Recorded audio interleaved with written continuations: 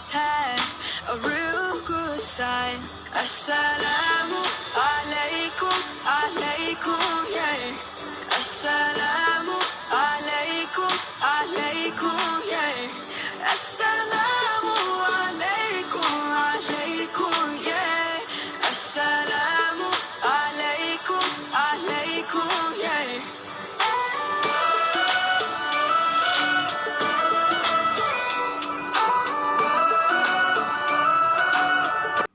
Assalamualaikum warahmatullahi wabarakatuh.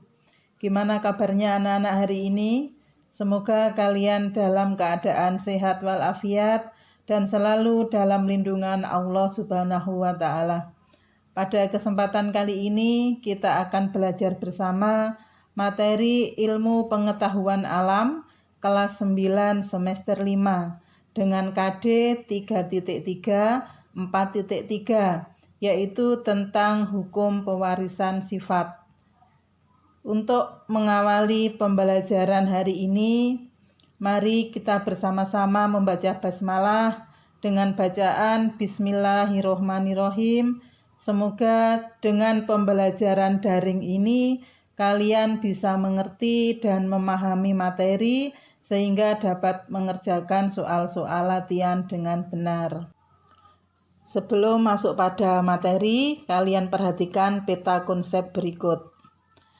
Bahwasanya pada materi pewarisan sifat, itu nanti meliputi pewarisan sifat dengan satu sifat beda yang disebut dengan monohibrid dan pewarisan sifat dengan dua sifat beda yang disebut dengan dihibrid. Untuk pewarisan sifat dengan satu sifat beda atau monohibrid itu nanti dibedakan lagi menjadi dua, yaitu ada monohibrid dominan dan ada monohibrid intermediate. Baiklah anak-anak, sekarang kita masuk pada materi tentang hukum pewarisan sifat yang biasa dikenal dengan hukum Mendel. Karena prinsip pewarisan sifat atau hereditas pertama kali dikemukakan oleh seorang ilmuwan berkebangsaan Austria bernama Gregor Johann Mendel. Berkat penemuannya ini, Mendel diberi sebutan sebagai bapak genetika. Percobaan yang dilakukan Mendel menggunakan kacang ercis dengan nama Latin Pisum sativum sebagai objek percobaannya, karena kacang ercis mudah dikembangbiakkan dan mudah disilangkan. Dan kacang ercis juga mempunyai jenis keturunan yang cukup beragam dan mempunyai daur hidup yang pendek. Untuk mempelajari materi pewarisan sifat, kalian harus memahami istilah-istilah penting yang sering kita jumpai pada pewarisan sifat yang telah kalian pelajari pada pertemuan sebelumnya. Di sana ada istilah dominan, ada resesif, hibrid, parental, ada filial, intermediate, genotip, fenotip, homozigot, dan heterozigot. Setelah kalian memahami istilah-istilah penting tersebut, marilah kita pelajari materi tentang hukum pewarisan sifat atau persilangan. Untuk persilangan monohibrid yang akan kita pelajari hari ini meliputi persilangan monohibrid dominan dan monohibrid intermediate.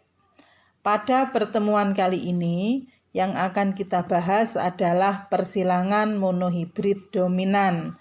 Untuk persilangan monohibrid intermediate, kita bahas pertemuan berikutnya. Untuk ulasan materi yang pertama, yaitu tentang persilangan monohibrid dominan. Persilangan monohibrid adalah persilangan dengan satu sifat beda. Sifat yang kuat disebut sifat dominan yang bersifat menutupi, dan sifat yang lemah disebut sifat resesif. Untuk memahami penerapan hukum pewarisan sifat, perhatikan contoh berikut ini. Persilangan pada mawar merah dominan bergenotip M besar dengan mawar putih resesif bergenotip M kecil. Dari hasil persilangan antara mawar merah dominan dan mawar putih resesif menghasilkan keturunan bunga mawar berwarna merah dengan genotip M besar M kecil. Pada keturunan pertama, yang muncul adalah warna merah. Karena warna merah adalah bersifat dominan, warna putih bersifat resesif, sehingga warna putih tidak muncul pada keturunannya karena tertutupi oleh warna dominan, yaitu warna merah. Untuk mengetahui keturunan kedua, kalian perhatikan diagram berikut ini. Contoh persilangan pada mawar merah dominan dan mawar putih resesif, seperti yang telah kalian amati sebelumnya. Pertama, kalian tuliskan P1. P adalah parental, yang artinya induk. Mawar merah M besar disilangkan dengan mawar putih bergenotip M kecil. Kemudian kalian tuliskan gametnya. Gamet pada mawar merah adalah M besar dan M besar. Gamet pada mawar putih adalah M kecil dan M kecil. Keduanya disilangkan dan menghasilkan M besar, M kecil. Ini adalah genotip dari keturunan pertama atau filial pertama. Dan fenotipnya adalah bunga mawar berwarna merah. Jadi seluruh keturunan pada F1 adalah bunga mawar berwarna merah. Untuk menghasilkan keturunan kedua, F1 disilangkan dengan sesamanya. Kalian tuliskan P2 atau parental kedua. Mawar merah bergenotip M besar M kecil disilangkan dengan mawar merah bergenotip M besar M kecil. Kalian tuliskan gametnya. Pada mawar merah jantan, gametnya adalah M besar dan M kecil. Pada mawar merah betina, gametnya adalah M besar dan M kecil. Kemudian keduanya disilangkan. Dari hasil persilangan tersebut, kalian tuliskan dalam bentuk diagram Punnett agar kalian lebih mudah untuk menentukan keturunan kedua. Pada diagram Punnett, kalian tuliskan gametnya. Gamet pada bunga mawar jantan, M besar M kecil, kemudian gamet betina, M besar M kecil. Kemudian disilangkan antara M besar dengan M besar yang menghasilkan M besar M besar. Kemudian M besar dengan M kecil menghasilkan M besar M kecil. M kecil dengan M besar menghasilkan M besar M kecil. M kecil dengan M kecil menghasilkan M kecil M kecil. Jadi, genotip yang dihasilkan pada F2, M besar sebanyak 1, M besar M kecilnya 2, M kecil 1. Untuk menentukan fenotip, M besar adalah warna merah. M besar M kecil juga merah. M kecil putih. Sehingga pada F2, warna merahnya 3, warna putihnya 1. Dari persilangan tersebut dapat disimpulkan yang pertama, perbandingan atau rasio genotip pada F2 yaitu M besar dibanding M besar M kecil dibanding M kecil 1 dibanding 2 dibanding 1. Kalau yang ditanyakan dalam bentuk persentase, untuk M besar 1/4 dikalikan 100%, hasilnya adalah 25%.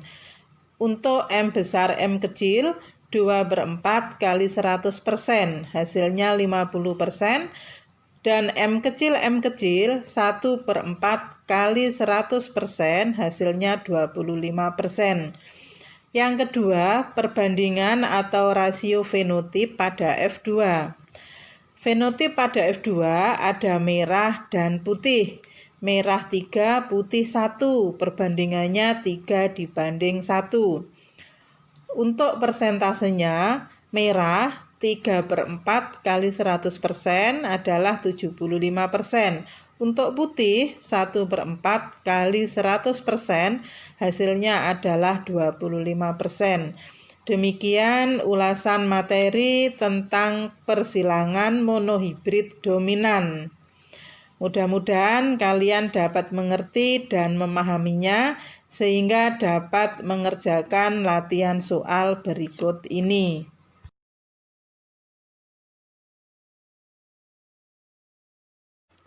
Terima kasih atas perhatiannya. Saya akhiri. Wassalamualaikum warahmatullahi wabarakatuh.